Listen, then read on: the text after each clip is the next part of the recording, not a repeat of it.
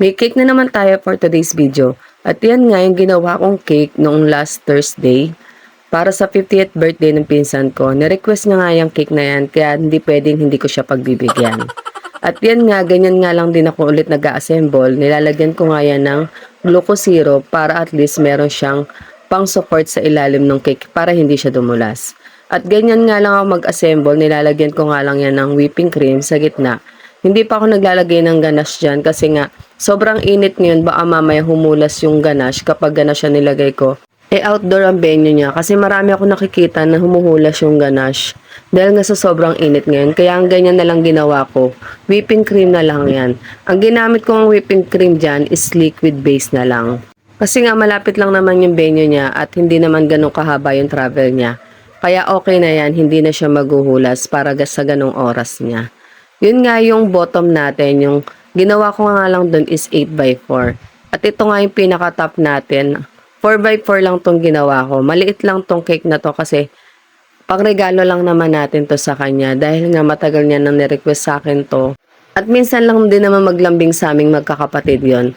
Kaya pinagbibigyan namin kung ano yung gusto niya para sa 50th birthday niya. Kasi nga naman, maaasahan talaga namin yung pinsan namin na ito. Isang tawag lang namin dyan, talagang pupunta yan.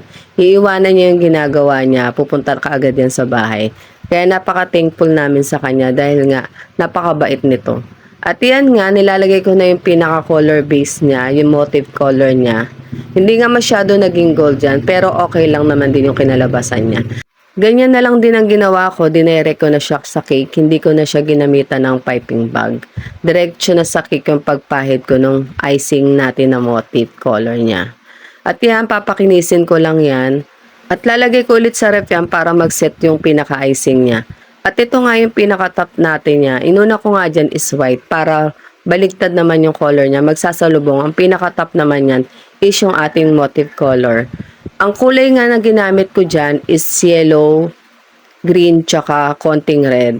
Medyo na parami nga yung red dyan, kaya hinaluan ko ulit ng yellow yan. Kaya naging ganyan yung color niyan.